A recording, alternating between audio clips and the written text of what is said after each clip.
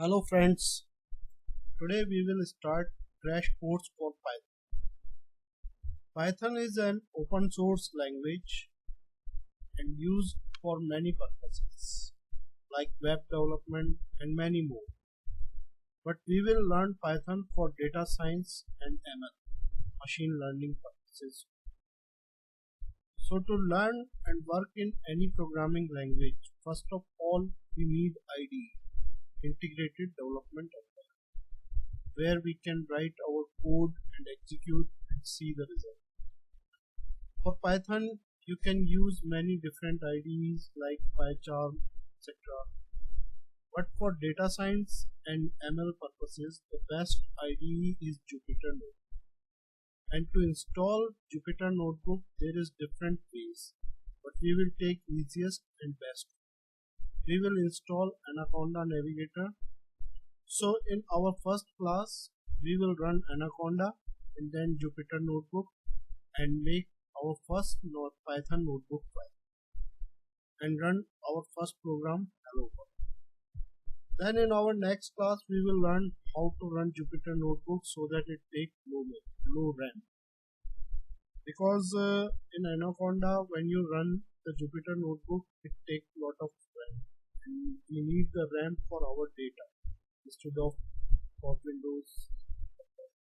Okay, so let's start with where to get Anaconda.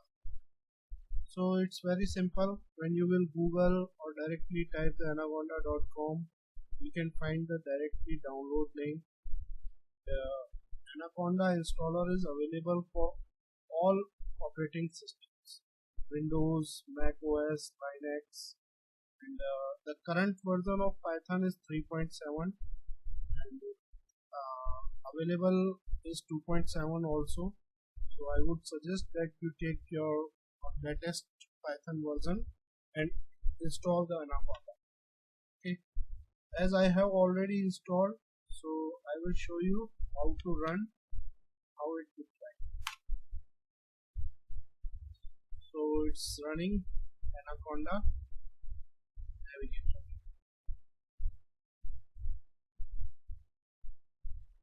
It will take little time.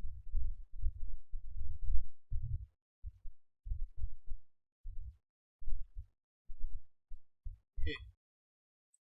So you can see there is many things in Anaconda Navigator. But right now we will talk about only Jupyter Notebook. So here is the Jupyter Notebook. Let's launch it. So you can see it launched. This is my previous works. So if you want to start your first Python notebook, go here in top right corner, new Python 3. The version of Python is select and it will create the untitled file. You can rename it also. First, or you can give the name hello. Okay. Now you just need to take one variable string str equal to hello world. Okay. Just press the shift enter. Now str shift enter and it printed the hello world. Isn't it very easy?